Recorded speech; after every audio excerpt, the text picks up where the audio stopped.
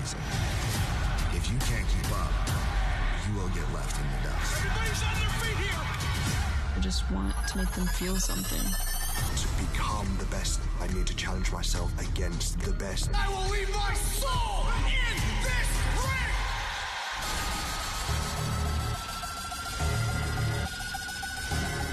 I'm not changing a single thing for anybody. AEW gives me the freedom to do that.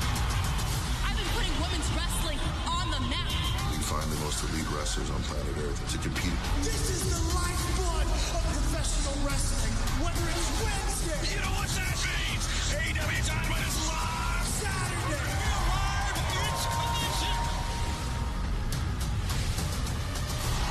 AEW is here to stay forever.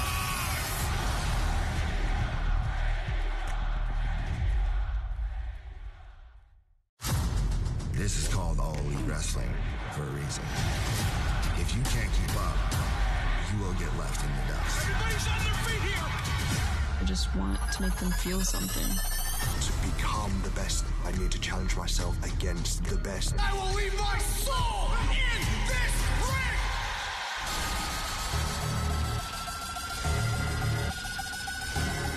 I'm not changing a single thing for anybody. AEW gives me the freedom to do that. I've been putting women's wrestling on the map. We find the most elite wrestlers on planet Earth to compete. This is the lifeblood of professional wrestling. Whether it's Wednesday, you know what that means? AEW Dynamite is live Saturday. We're live. It's collision. AEW is here to stay forever.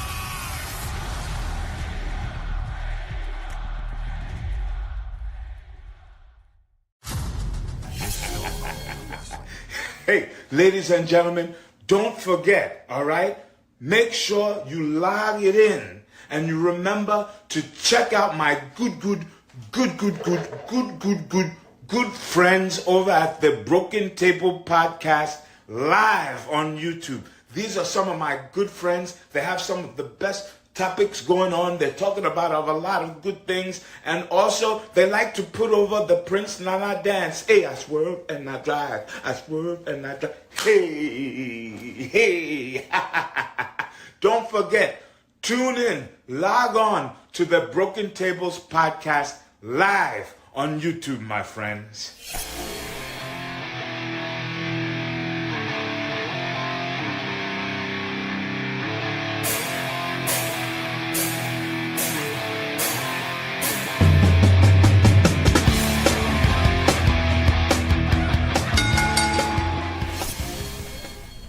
What's going on, guys? Welcome to the Broken Tables Podcast. I'm your host, Jeffrey Vegas, here as always with our co-host, King Rome. Rome, we are back for an actual podcast review show. Stop. It has been a while. Stop the presses. Breaking news. We're doing a podcast. How you doing tonight, man? I'm tired, actually. Yeah, me too. It's kind of like the weather just changed over. It's actually cold now. Like, I'm wearing like a big old jacket. It's freezing in here. I see you're in a hoodie. Yeah. It was the weather. Tired. It was crazy. There was an all hands on deck thing at work that I actually can't talk about live, which is kind of oh wow. Yeah. No, it's actually kind of insane. I'll tell you about it probably after this weekend.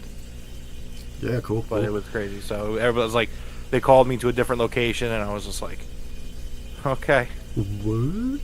Yeah, I know. They Nice. they called in the big guns and stuff. It was crazy. So I'm tired.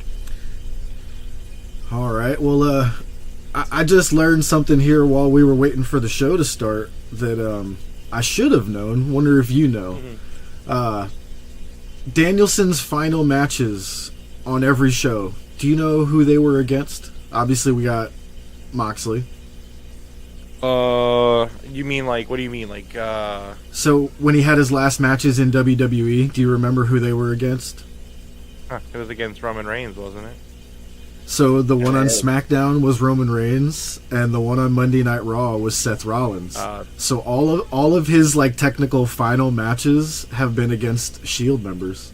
That's pretty funny. I mean, look, man, like, people can hate on Roman and hate on Seth, but I mean, that Shield faction was the future I mean, you know what I mean? Like, absolutely. I think Seth is cooked. I think his best days are behind him, unfortunately. That back injury sucks. And Roman was obviously shoved down our throats to the point where he didn't have a choice. Hey, they had to make him to it. Hey, they finally got the baby face cheers that they've been waiting for with Roman for 10 years the other night. So there you go. There you go. Yeah, that's silly, Vince. But well, enough of them over there. Let's go ahead and get started with the AEW Dynamite review for the. I guess we can call this the Wrestle Dream Fallout show, because there was a lot of storylines continued from Wrestle Dream here. We started off with Moxley and his new crew, which they were spoken of once or twice tonight as the BCC. Mm-hmm. So I don't know if they're just trying to figure out a new name for them, or if they're just going to continue calling them the BCC. But we got them in a truck. I thought that was a really, really good way to do a promo. Moxley sitting in the back of the truck doing his promo as they're driving down the street. Basically tells the AEW locker room, you work for me now. And, man, I got chills. That promo was fantastic. Yeah, so I absolutely love this. I thought that, like you said, it was really cool to have them start the show with the segment in the truck, and also know that's how they leave. They also leave the way they came in. Later in the show. That's true. I didn't think of that. I thought this was just a fantastic opener. Some things that I made note of. So it's Mox is talking, and he's like, "I hate what AEW has become." He says there's egos out of control, dancing and partying when there shouldn't be any dancing and partying. He says, I'm not a sentimental guy. I'll burn down the forest to plant a new one and get out of the way. He talks about, you're either with me or get out of the way. He says, what's the new paradigm? Now, that's kind of a callback to legitimately Mox's AEW debut, where, yep. it was very popular post-show segment when he's talking about how AEW is the paradigm shift in professional wrestling. Yeah. And it has been. And so Mox is kind of talking about like, okay, well, we've been here, this is what it's become. So now another paradigm is needed, or another paradigm shift, excuse me. And like you said, he tells the roster, you work for me now. And it's very important for the follow-up because Excalibur, so they end the segment, Excalibur welcomes everyone to Dynamite. And he says that this is a new era of All Elite Wrestling, which it is. So absolutely, it felt like it tonight too. Yeah, and it was a really strong opening. It was really well shot, really well done. I've definitely cooled off on the finish to the Danielson match. I definitely think that Danielson probably that's how he wanted to go out. I still have my trepidations about Yuta, but I will say this also, because I know we talked about it during the watch along for the pay-per-view. I don't think Shane McMahon's coming in. Tonight kind of showed, we were asking a lot of questions, well, why is Mox doing this? And tonight you got a lot more answers now that he had the title. Yes. Where he's just this company's a bunch of nerds and wusses. Yeah. So we're gonna fucking fix this place up. So yes, for the coaches out there, for the Coach Nicks and all that, let's ease up a little bit. I don't know. It could still happen, but I definitely don't get the vibes at this point that that's what's happening. All right. Next up, we had the return of Adam Cole to AEW Dynamite. And man, Adam Cole just cuts an absolutely incredible in-ring promo, as he always does, who's ready for story time with Adam Cole, baby. And he calls out MJF, you know what? Let's just do this right here, right now. MJF's music hits. We don't see MJF come out, but we see him appear up on the Megatron up there, whatever they call it. And MJF cuts himself an incredible promo as well. So when this finally goes down between MJF and Adam Cole, this is going to be incredible. Very glad we're continuing a storyline with these two where they're not going to be friends, you know what I mean? Mm-hmm. So we'll see where this goes, but I'm excited for this one. Yeah, going into this, I was really I was really kind of on the fence about how I was going to feel. I kind of expected them to move on from Adam Cole MJF for a few reasons. I mean, number one being how disastrous MJF's booking was at the end of his reign, how the Devil thing shook out, how the Undisputed Kingdom shook out. Like, there was just a lot of things that I really was kind of like, maybe Adam Cole comes back and, you know, they had their blow off where like MJF attacked Cole and then Cole attacked MJF last night or at the pay-per-view, and maybe that was just like, okay, maybe they'll cross paths again. For what it was, though, I have to give him credit. I thought it was a decent explanation from Adam Cole as to why things went the way they did. You know, he says, world is filled with black and white. It's, or it's not all black and white. It's shades of gray. And sometimes, to quote him, he says, life is filled with good and evil. Sometimes you need to fight evil with evil. Yeah, I thought it was a good explanation as well. It definitely seemed like he thought about it for a long time and came up with a really nice explanation there. Yeah, he says, the MJF that we see now has always been the real MJF. He's fake. MJF is talking about everything about, Cole's talking about everything about MJF, how he's fake, including his hair. Took 2 surgeries to get it the way it is, but it's there finally. Adam Cole says everybody backstage hates Max. MJF. Now, so there was a little bit of a funny situation where, so MJF went on the Wrestle Purist show on Tuesday and said, when my music hits, I'm going to go out there, I'm going to beat the shit out of Adam Cole. Like, the time for war is done. So, like, he literally jumped into this show just to do that. Like, he wasn't scheduled. Like, it wasn't a planned thing. He just jumped in, said that, jumped out. So people were like, oh, it's on site, and they're going to go at it. Yeah, that's funny. And, of course, MJF's music hits, and it's a fucking pre-tape, which is hilarious if you caught that on Twitter on Tuesday. And MJF does say that there's a lot of jackals in pro wrestling, not a lot of trust. MJF says he lets his guard down, and that there's a hole in him that's there, and he can never trust anyone again. That's not his fault. It's Adam Cole's fault. He caused that void, and then Adam Cole kind of ends the segment vowing to kick his ass. And I thought, I will kick your ass. I thought it was a really good segment by the end of it, where it's just like, yeah, man, there's like a lot of shades of gray here where it's like there's a lot of retconning and a lot of kind of explaining away a lot of things, and it is what it is. It's for the betterment of the show.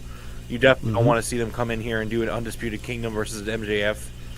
I was going to say, thank God there was no reference to the Undisputed Kingdom anywhere. Adam Cole's music was his own music. It's all about the boom. There was no Undisputed shirts anywhere. It was the right thing to do, and he's a full-on babyface, and he even told the Undisputed Kingdom, he's like, you guys, I got to do this myself. Like, you guys continue to do your thing. I'm going to do me.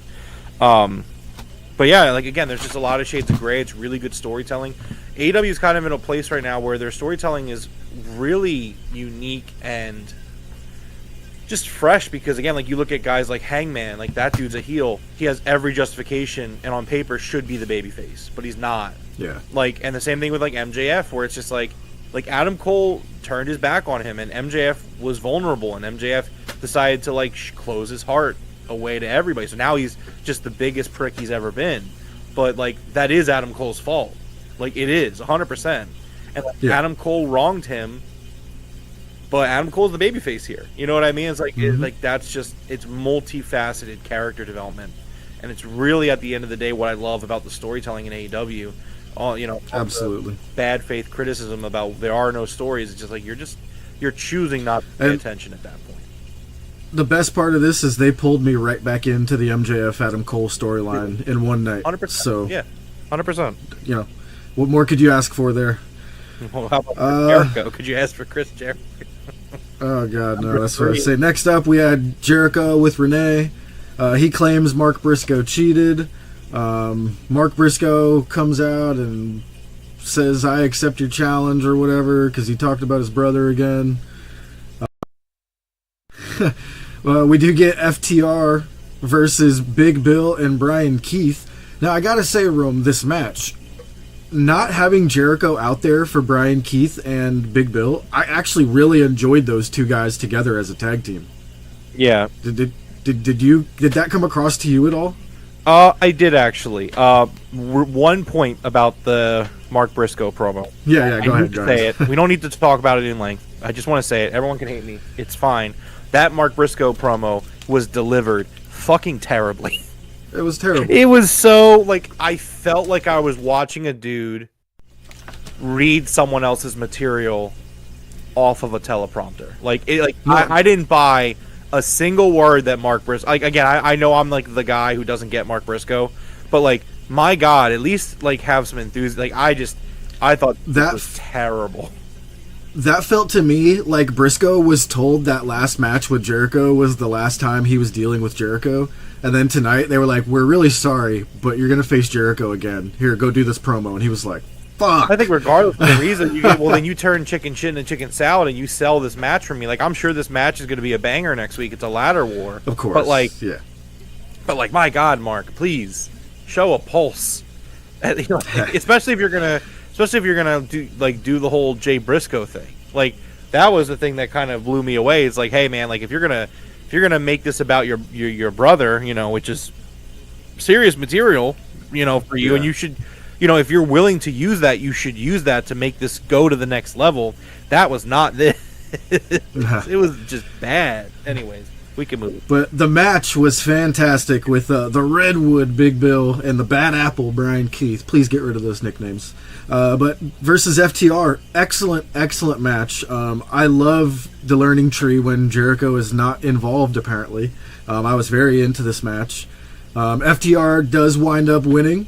I'm sure Rome didn't like the aftermatch here of the Outrunners showing up, and we just had like a big deal made out of some handshakes.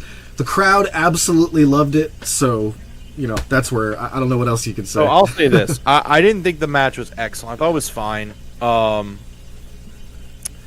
So, like, there's people that are, like, very against when AEW starts with, like, segments, right? Like, I'm not one of those people. Yeah. I think that, like, your hottest angles should be your first segment and your last segment. Like, that's just my opinion. You can call it old school or whatever. I think that, like, going into a show, like, or, like, weekly television, it's like, what are my two hot, like, biggest things that I have planned? It should be the first thing and the last thing. The last thing should be a match, in my opinion. But, like, that's also why I kind of like if you open with a segment, because you kind of give the spotlight to both. Regardless, when you do open with a segment, or in the case of this show, it opened with, like, 3 segments, I need that first match to be a banger. And this match was not that for me. Like, it was like, this is a fine match, the kind of match that I would expect on, like, a Rampage or a Collision, nestled away on a Collision. I thought it was fine. I didn't really have a lot of interest, and then of course the Outrunners come out, and I somehow lose more interest in this. I loved it. Yeah, they're whatever, man. It's just, I got you. Interesting. No pulse for me at all. All right, so next up we got Renee Paquette with the Acclaimed backstage. Billy Gunn cuts a pretty good promo and says, I'm going to go get the car ready. And I instantly knew, I was like, oh, somebody's showing up if Billy's walking off the screen here. Billy leaves and MVP shows up and says, basically, like, when you guys are ready to get serious, call me. And he hands his card to Max. Bowens looks at MVP and says, we don't need anything from you, as Max Caster slowly puts the card into his jacket pocket. So I think we are finally planting the seeds there. Max Caster joining MVP is going to be pretty cool, if that is what happens. But I'm definitely proud of you there. Like, I didn't think you were going to pick up on that. Like, I almost did it. And I was like, where'd the business card go? And I saw Caster's hand in his pocket. And I was like, oh. Yeah. He slides it right in. I came really close to missing it, I'll be honest. Like, I caught it at the last second of his hand being in his pocket. And I was like, wait a second. I, like, rewound it real quick. Yeah. I mean, man, I think splitting up the Acclaim, like, obviously, if that's what you do, it's what you do. I do worry about Max in terms of a singles run. I think Bowens will be fine. I don't know about Max. Max could get with Shelton. He could get, they could do something with him in that group they're forming. We'll see. Yeah, but I think Bowens will do good as a singles. Yeah, I mean, we'll have to see. But yeah, it was definitely a decent segment. I mean, MVP and Shelton Benjamin they're making an impact, and they've been fantastic so far in everything they've done, as we'll talk about later. All right, next up we had the CEO Mercedes versus Queen Aminata. I thought this was a great women's match. Queen Aminata is, I swear to God, she is a future AEW Women's Champion. I would almost think she's a future TBS champion here. I would like to see her dethrone Mercedes sometime in the future. But I thought this was great. It looked like Mercedes was trying to put her over. She was really selling a lot of her moves, and Aminata had a lot of offense here. Yeah, I really liked this match. I was trying to fact check something before I said it.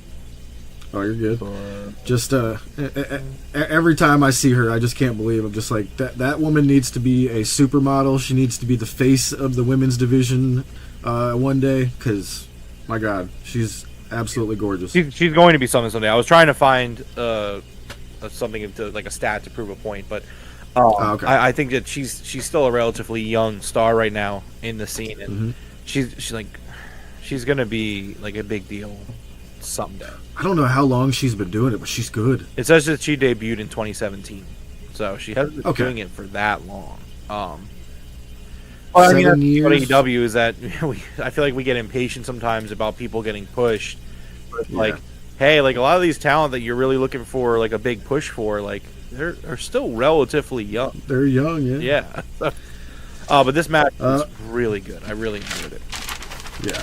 Mercedes wins via tap outs, but Queen Aminata looked very strong here. Loved it. Mm-hmm.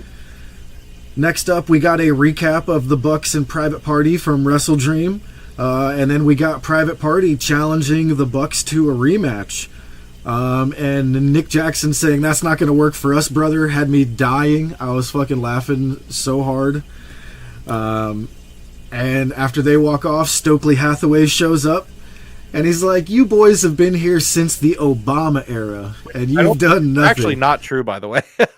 It's not? Yeah. I thought it was. I was laughing so hard. AEW was founded in like 2018. Obama. Yeah, you're right. You're right. Yeah, 15, 16, whatever. It was hilarious, but it was factually just not true. Yeah, I was dying though. I was laughing so hard. Around during the Obama administration. That's true. That is true. You're right. You're right. But it was still hilarious. I love Stokely. That being said, I don't want to see Private Party go with Stokely. There is something that happens later in the show, like that gives me hope that that's not going to happen. I do think that they should do another match where Private Party puts their team on the line, where it's like, hey, like we will break up if we lose again. And then give it to them, because a lot of people wanted them to win. So. Nerd. Hey, what's up, Nat? She's like, "I'm the one that's late." Oh, sorry, Mr. Majestic. I just saw that. Moxley versus Lashley. I mean, I'll say Lashley should win that. But let's move forward here. Next up, we had a very nice video package from Swerve. That was kind of a recap of his Wrestle Dream. Mm-hmm. And then we got Lio Rush versus Layla Gray. Lio Rush with Layla Gray versus Shelton Benjamin. Hold on. Now, did I miss something here? Jeff, you missed a lot. Oh wait, I went to the wrong. Wait, did I go to the wrong page? No. Jeff, you missed like 3 segments, and like they were pretty important segments. What was it? Go for it. Okay, so after the Private Party segment, so the Elite had a segment. So they're standing around a table, and yesterday was Kenny Omega's birthday. So they get him a birthday cake, and then Jack Perry, after pointing out that they had to like get all of his intestines pulled out, pours a bunch of intestines on the cake. They said 20 feet of intestines removed. Yeah, Okada says, "Happy birthday, bitch." Bitch.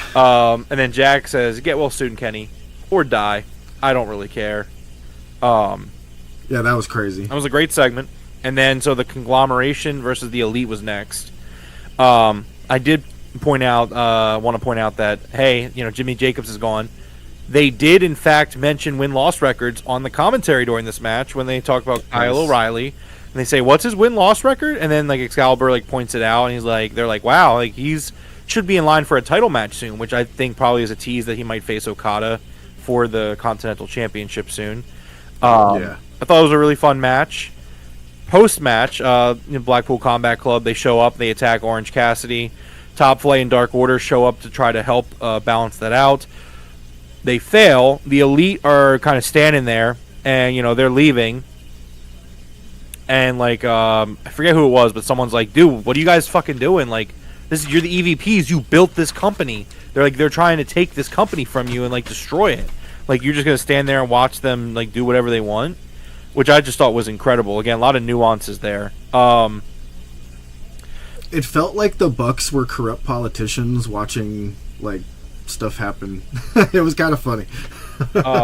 So Mox says, if you're with AEW, you are under attack.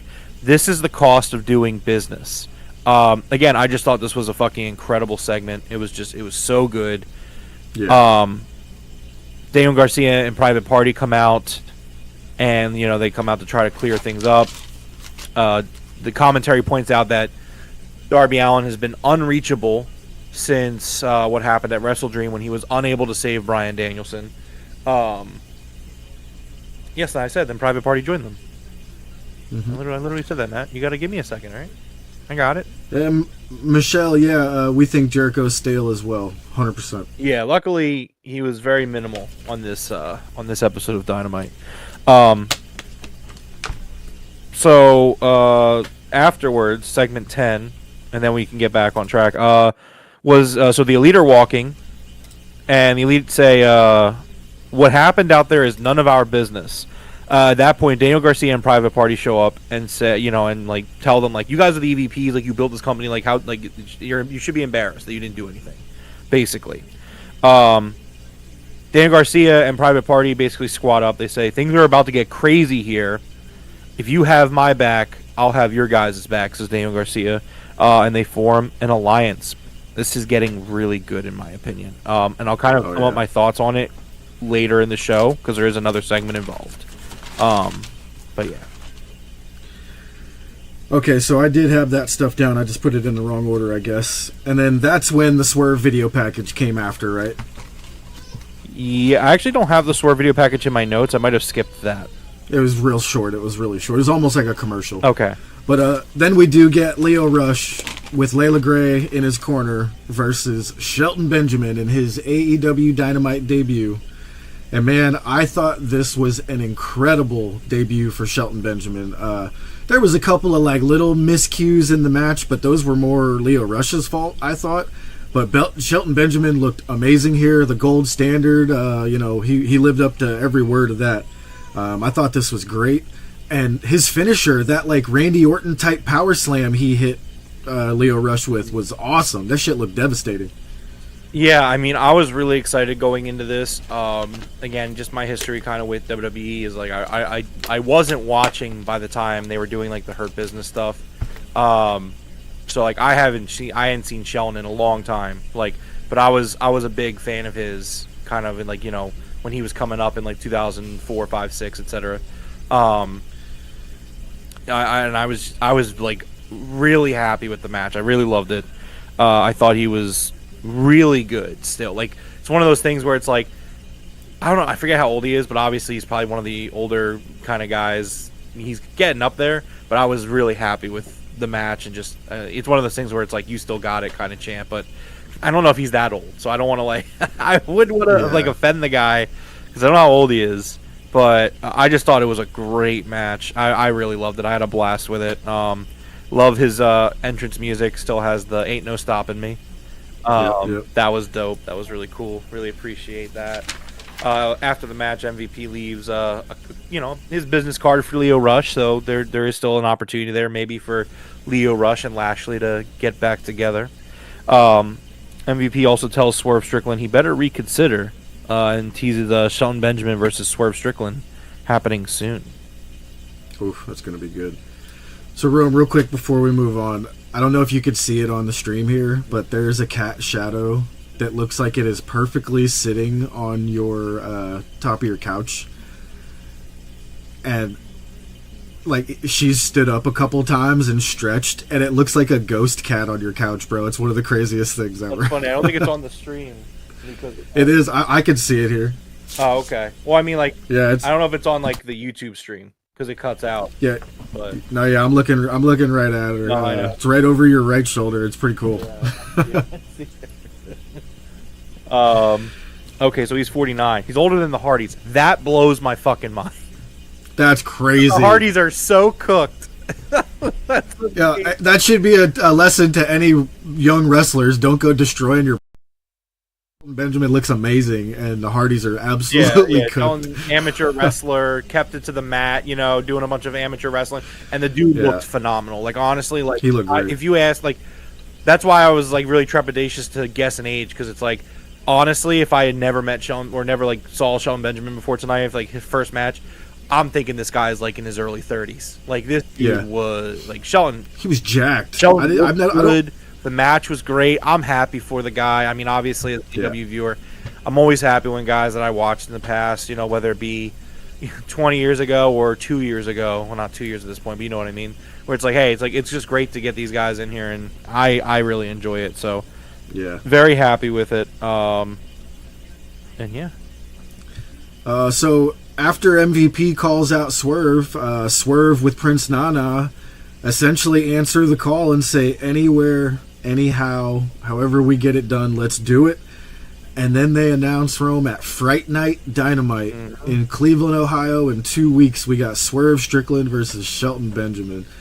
And, this is like a Halloween-themed Dynamite. I can't wait. This is going to be freaking awesome. Yep, and that's probably where you'll get Lashley as well. We should get our yearly sighting of Abaddon. Love it. I mean, she's been doing stuff in Ring of Honor. She has. She's been in Ring of Honor. You're right. Shout out to the cool Mass Effect jacket that Swerve Strickland was wearing. The N7 jacket. That was dope. Also, small little thing I thought was cool. They did announce a collaboration with Darby Allin and Tony Hawk, where they were selling, I think they're 8x10s autographed by both Darby and Tony. What? Yeah, there's actually like 70 left on the AEW shop right now. Damn. I saw that right before we went live. There's like 70 left. So, if you want to get one, you should go get one. So it's a 8x10 signed by both of them. It's a photograph of the last time Tony and Darby hung out when Darby had his broken leg from Jay White. Tony Hawk did a lip or whatever on a lip trick on his. That's funny. I'm talking like it's the games. I forget if that's what it's actually called. I'm sorry, skaters. He did a lip trick though on Darby's broken leg, and that's the picture. So that was cool. All right, next up we had Don Callis coming out for a press conference with Lance Archer on his left and Brian Cage on his right. And my goodness, man, that Don Callis team looks absolutely incredible now. He's got Takeshita, he's got Kyle Fletcher, Lance Archer, and Brian Cage. I mean, that's a faction to be a force to be reckoned with right there. And I absolutely loved this. Takeshita got on the mic and cut an amazing promo in Japanese, and then understood every damn word, and it was freaking fantastic. I loved it. Yeah, I mean, so Don comes out with all those guys, and he said that he wanted to have a press conference to answer any questions that may be had, but then he says that there are no real journalists in pro wrestling. Yeah, so he'll just answer the questions himself. What a shot. And for the most part, totally 100% justified. Did SRS or anybody respond to that? Because I stayed off Twitter, so I didn't get anything spoiled. I didn't see anything really. Okay.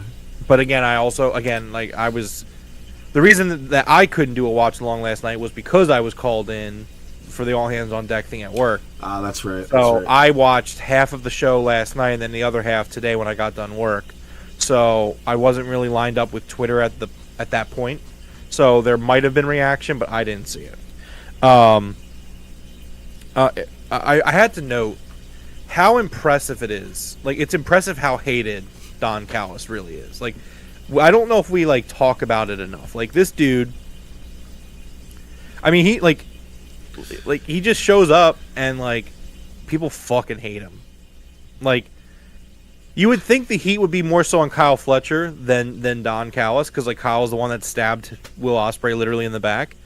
But at Wrestle Dream, but Don comes out without Kyle, and it's drowning how loud the boos are. It just drowns everything out. Yeah, and you can actually see the like Dominic Mysterio, who mysteriously nobody in the audience is actually booing. Yep, that's a piped in crowd noise. Don Callis points out that Lance Archer and Brian Cage are going to be chasing the tag team titles. I assume he meant the AEW ones and not the Ring of Honor, but I'm just assuming that. And then Kyle Fletcher and Takeshita come out. Takeshita says he will defend his belt around the world. It's already been announced that Takeshita will be defending his belt at Scott D'Amore's Canadian promotion, the first show. He was already booked for it, but he's facing Josh Alexander for the international title. So we're getting off to a good start. I think it's coming up in like this weekend, I think. A lot of AEW talent on that show, which I do have some not breaking news, but some news that came out right before we went live. But I'll talk about that in a little bit. Let's see. Don Callis asks the crowd to basically shut up and respect Kyle Fletcher. And boos rain down, of course. Kyle says that he will not explain why he turned on Will Ospreay. Don pipes in that the crowd doesn't deserve to know why. And that kind of closes the segment. And this is a really good, solid faction. Like, this is... Yeah, they're terrifying, like Nat said in the chat. They're terrifying. Yeah, just absolutely, like...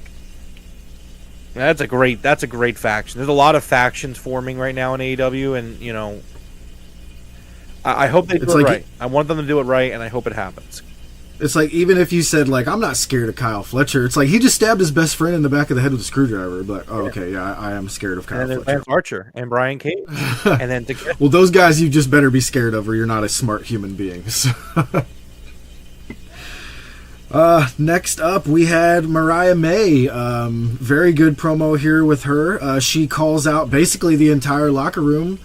She's saying, hey, we're the best wrestle. She's like, how about we're the best avoid Mariah May?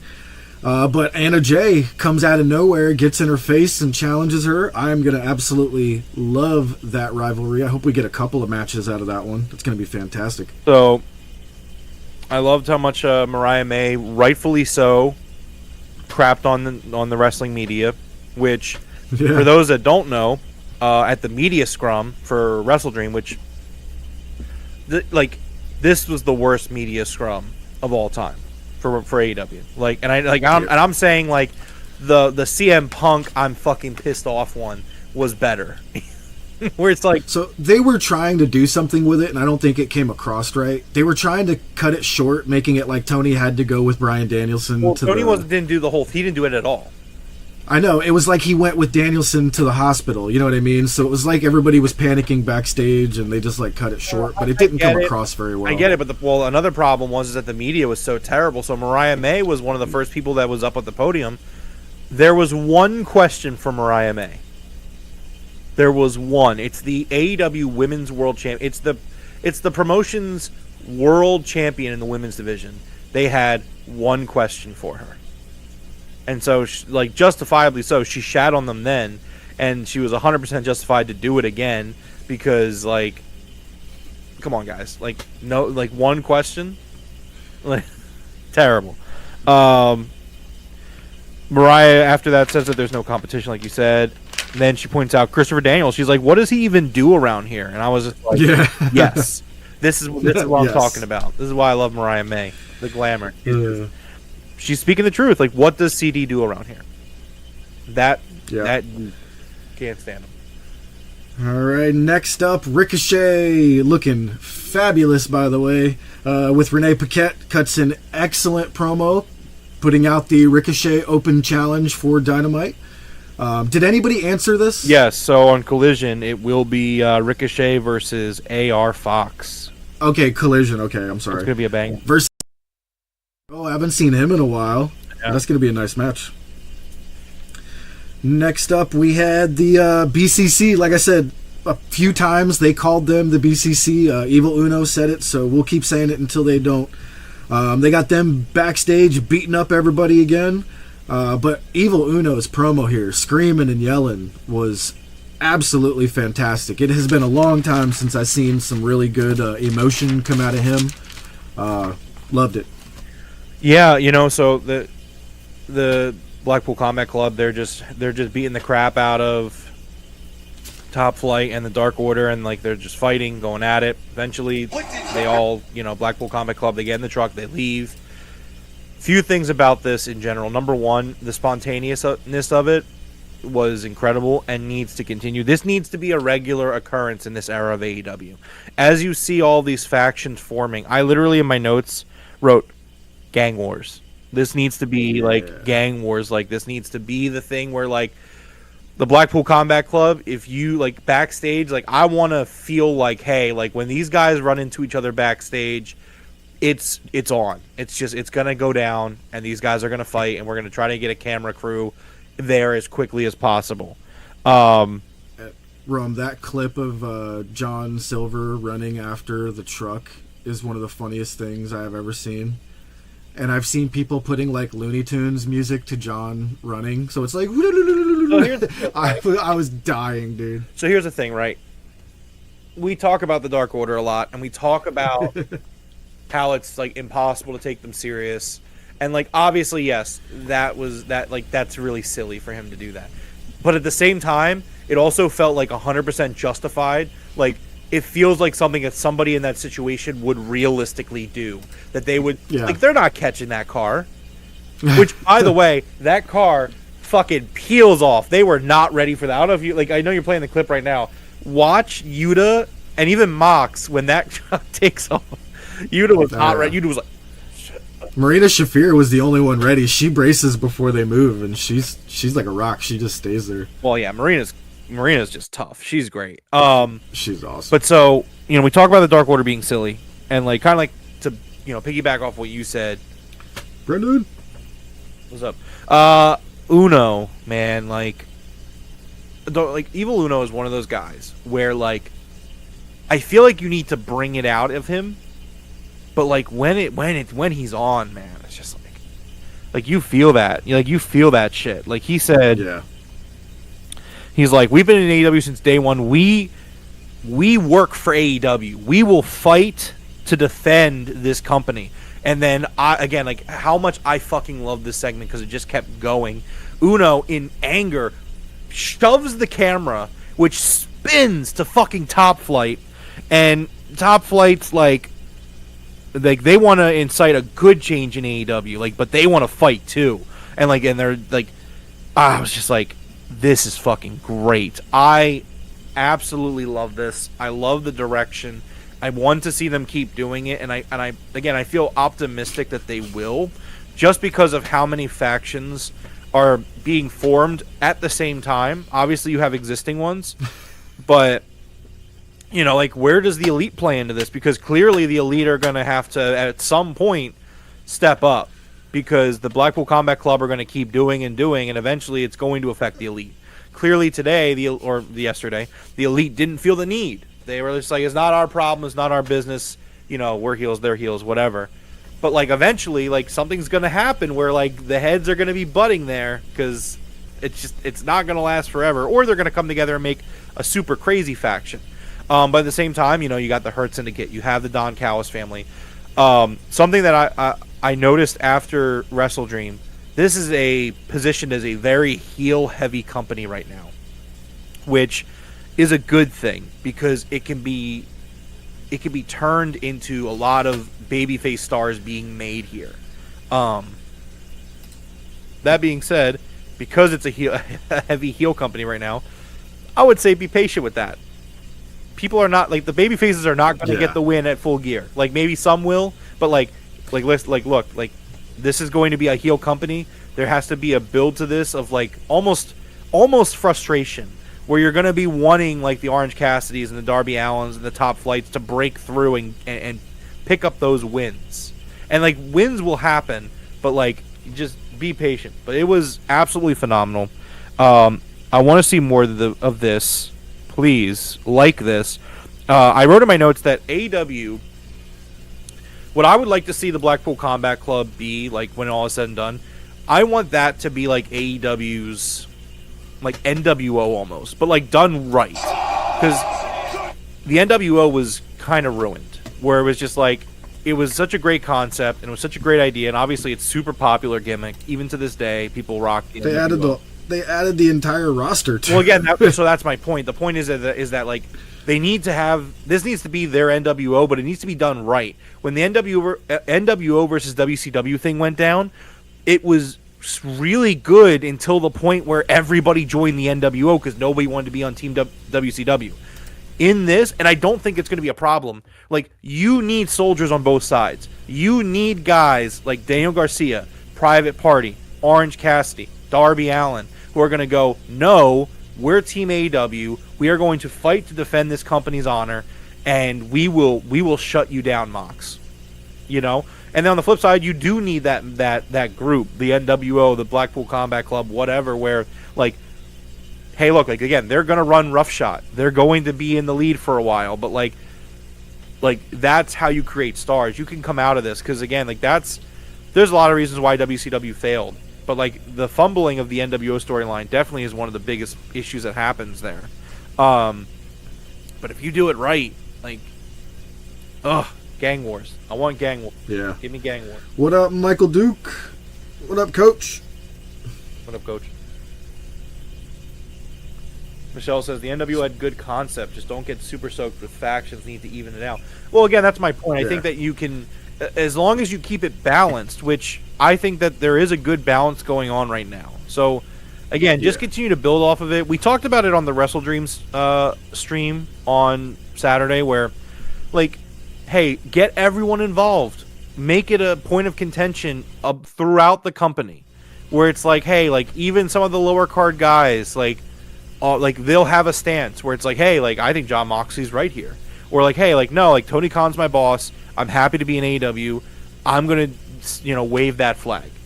And just keep doing stuff like that. And it'll go really well because this was phenomenal. I thought this was a fucking 10 out of 10 S tier, A+ segment. I loved everything about what the Blackpool Combat Club did tonight, from the opener to this segment to interrupting the one match. And again, like, you need to see AEW kind of, like, for now at least, attempt to act like it's business as usual, but still have John Moxley come in and, like, cause trouble. And, like, it was great. I loved it. There's the music for Silver. Oh, shit. All right. Next up was time for the main event. We had Switchblade Jay White, Guns Up, versus Christian Cage, the Father of the Year. Dude, this match ruled. I loved this. We had a very small distraction from Kip Sabian.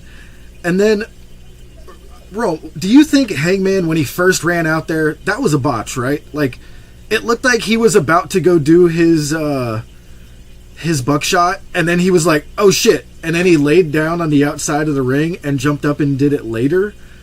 What did you think happened there? Unfortunately, yeah, I definitely think that there was a timing miscue there, because I'm not going to lie to you, when I was watching it this afternoon, I actually rewound it and watched it again, because I was like, did I miss something? Like, it was so weird, because Kip jumped up, and then Hangman jumped up, and I was like, yeah, Coach just said, what I was getting to is, I think Kip kind of messed the timing up there, because I think Kip is supposed to distract the referee, which lets Hangman do the spot. When Hangman's walking out, he sees Kip on the apron. He's like, okay, Kip is my trigger. Yes. Kip is the guy who distracts, I think it was Bryce at the time, distracts Bryce. Bryce walks over, and at that point, I do the buckshot.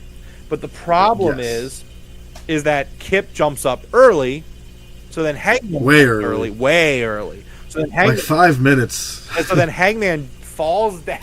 And like you said, they have to acknowledge that he was there, because, like, again, hey, this is smart. It's what you do. It's live television. It's like, hey, they meant to do that. Like, they played it off well enough to where I wasn't sure it was a botch until I watched it like 2 or 3 times. And I was like, okay. It's funny because Hangman's just laying there like he's just so mad. So good. But eventually, he jumps up. Kip distracts the ref.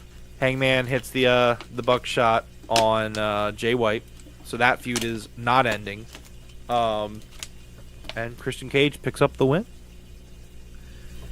Yeah, this was, I actually thought this was a great way to finish this match. I didn't imagine they were going to continue the Hangman Jay White stuff, but I am all for it. Let's go, Hangman versus the the Gun Club. You know what I mean? So I'm all in on that. See, the funny thing is that in my own mind of like booking, like fantasy booking, I want to start seeing Hangman lose like a lot because I want I think it's gonna happen because I want Jeff Jarrett to be right, and which can lead to Hangman, the redemption of Hangman Page, because like Hangman finished off the Swerve thing for now. Like I think they'll definitely meet again somewhere down the line. In my opinion, this is AEW's like Rock and Austin because it's the best. I'll stand on this hill. I think it's the best storytelling I've probably ever seen in pro wrestling. It's my favorite feud of all time, just because of how much I like these guys fucking hate each other. Like it's not just a business at that point. It just seems like it's fucking perfect. Yeah, and imagine Jeff Jarrett finally decides to hang him up, and he hands over the Last Outlaw title to Hangman. Maybe, you know what I mean? Maybe. But like that would be pretty decent. But like, yeah, I want to see Jeff Jarrett's words of advice be justified. Where it's like, hey, Hangman was a bad guy, and he beat Jeff Jarrett, and he beat Swerve, and he got what he wanted. But like in the long run, I want to see him start to like fail. So like, I want to see Jay White, if they go again, which they're clearly going to. I want to see Jay White pick up a win. I don't want to see Hangman pick up a win on Jay White. I wouldn't do that. No. And I would have Hangman lose like his next two feuds. Like I would put him on a losing path where he realizes that like he has to let this hatred go in his heart. Like that's what I want to see. And I hope we do see that. But it was cool. I'm definitely cool with Jay White or Christian Cage picking up the win here. I have to say though, Jeff, I want to get your take on this. Christian Cage, because now that Danielson is out of the picture and Jon Moxley is the world champion, there's no shot that Christian Cage cashes in on Jon Moxley, right? Like that's a 0%, right? Because to me, it's definitely 0%. With the way that they're trying to portray Moxley right now as such a, very like a tough heel, I don't think they could take it from him. I think Christian holds on to that for a while. It has to be, right? Because like I'm trying to think about this like logically, and it's like it's crazy. It's like how long is Christian Cage going to hold on to this thing? Because it's like for the sake of this, like whoever beats Mox, like I talked about it with Danielson, and like obviously, so it came out afterwards that Danielson said that like he wants Moxley to be the one that put him away. So like okay, at that point. You have to I think you have to respect his wishes. Okay, so it's going to be Mox that beats him. Whoever beats Mox, like now it's doubled down. Whoever beats Mox needs to be like a Darby Allin or an Orange Cassidy, someone who gets that exclamation point on their legacy. It'll probably be Darby. But then like, do you have Christian Cage cash in on Darby? Like, I don't know if I do that. I don't know if I like that. No, I think Christian just hangs on to it for a while. We get it teased every once in a while. Like he'll come running out, but then he stops and doesn't do it. Yeah, I don't know. Like it's a really weird predicament. Like I don't even know how many times it happened in WWE where the Money in the Bank guy was a heel, and it just didn't make sense because all the champions were heels. You know what I mean? Like I don't even know if there was ever a point where it was like that. So, it's really fascinating stuff, and it's gonna probably be a long-term thing. But it's like, man. I tell you what. If you're right and Darby does become the AEW champion in the future, I think that's who he cashes in on because of the whole father thing and Sting being gone. And I would say I predict that Jon Moxley holds the title till All In Texas. And that's where Darby Allin beats Jon Moxley. Okay. Or somebody beats Jon Moxley. Probably. Oh, what if Kip Sabian steals it from him? Oh, wow. Okay. I don't know if that's how it works because it's Christian Cage's. Unless they've done stuff like that with Money in the Bank. You know what I mean? But yeah, we'll see. They have? Yeah, every champ in AEW is currently a heel. That is true. Yeah, I pointed that out earlier in the show where it's like it's a heel company right now, and you know what? And like that excites me because to me that leads to making stronger baby faces. Making stars. Like that's how you make stars, and like it's a heel company right now. Like I would hate I remember when I was like a kid before like the whole like when it was still real to me, damn it. It's like I used to hate when it was all heel champions. Like that was like because it'd be so frustrating because I want my baby faces to win. It's like if I'm a kid right now, I'm just like, God damn it, what do you mean? All these bad guys are champions right now. But I love that. I think every few years you need to kind of get that like that I guess stabilization's the word I'm looking for, or calibration, where it's like, hey, everybody's a heel right now. It's a heel company. All the top guys who are doing well are heels. All of them. Your main character of the company, Hangman Adam Page, is heel. Like, yeah. It actually also would be really cool if, like, as the years go on, like, if Hangman is like the barometer for it, where it's like, if Hangman's a heel, like, the company leans heel. That would be so cool, actually, if they had the wherewithal to do that, which I think to this point maybe they have. I don't know if AEW's had a point where, like, it's been a heel promotion. Like, right now it's a heel territory. It absolutely is. Yeah. So, you know, bunker down, kiddos, because we're gonna get a lot of baby faces losing for a little while, but it's great in the long run, you know. You know, and Moxley said this is almost like a new era. I don't know exactly what he said, but he kind of hinted this is a new era in AEW, and it definitely feels like it. Wrestle Dream felt like a turning point. It is, yeah. So I'm strapped in, got the seatbelt on. Let's do this. Yeah. Anything else you want to go over before we get out of here tonight? Yeah, so I did want to real quickly run through some stuff. Announced for next week, or in general coming up, tomorrow on Rampage, Private Party are going to take on MXM Collection. On Collision, the Outrunners are going to take on Roosh and the Beast Mordos, LFI. Nice. Which, I don't know if anyone realized, but LFI, Beast Mordos was in his mask watching... they did the thing where, like, the guys are watching TV backstage, watching the match. Yeah. And he's, like, wearing a suit. No, he was wearing a polo. The Beast Mordos, Frank Mordos, if you would, he's full mask, like the whole thing, and he's just some fucking dude in a polo, and it's just like, it's amazing. Anyways, also on Collision, we have Kyle Fletcher versus Atlantis Jr. Next week on Dynamite, we have Mark Briscoe versus Chris Jericho in a ladder war. Also on Dynamite next week is a trios match with Jack Perry and the Young Bucks versus Private Party and Daniel Garcia. Apparently there's a Battle of the Belts this Saturday, so plan accordingly, Jeff. And Anna Jay is facing Mariah May on the Battle of the Belts show. So, you know, I'm sure that'll go great. They also announced Swerve versus Shelton Benjamin 2 weeks from now at the Halloween-themed Dynamite show. That's what we have announced for what's coming up. Last thing that I thought was really interesting. So Scott D'Amore, former TNA, who now has his own promotion for, I think it's Maple Leaf Pro Wrestling, I think. So his non-compete clause with TNA, he had a non-compete clause, and apparently it just expired. So he can actually, like, talk now publicly about stuff. Okay. And he told Fightful that Kenny Omega, when he was doing the run with TNA when he was the AEW champ, Kenny Omega wanted to do a lot more matches with TNA guys. But ultimately, a lot of restrictions are what ended his partnership. Scott said that Omega did great numbers for TNA. However, nice. the partnership was cut short, probably by the same people who fired Scott D'Amore. Yeah. And decided to start working with WWE. So, yep. You know.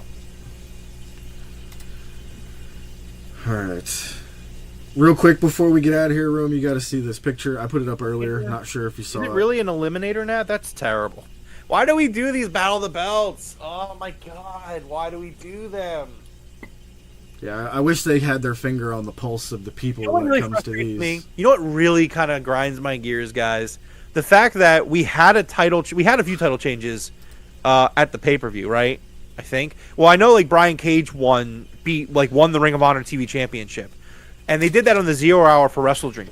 Why the fuck did we not do this on fucking... why did we not do that title change on Battle of the Belts? Did they really need to have Brian Cage beat Atlantis Jr.?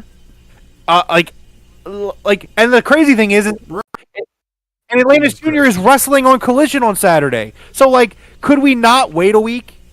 Like, and here's the thing: that's a good point. You could still have Brian Cage come out. Like, that would actually be better. Brian Cage is aligned with the Don Callis family. He comes out at the press conference and he says, "This Saturday at Battle of the Belts, I'm coming for that Ring of Honor television title," and he wins it. Yep.